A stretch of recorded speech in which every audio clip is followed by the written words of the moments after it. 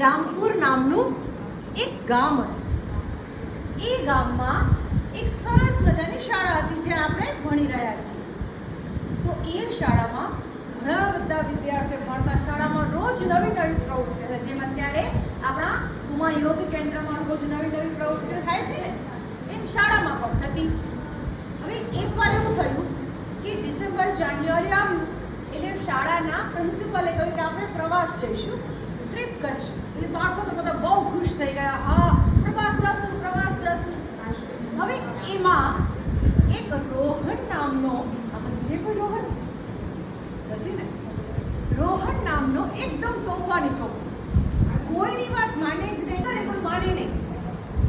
એટલે પ્રવાસમાં જવાથી પહેલા એના શિક્ષકે ખાસ કહ્યું, જો રોહન તે પ્રવાસમાં સેજ પણ મસ્તી કરી છે તો તને ત્યાં ને ત્યાં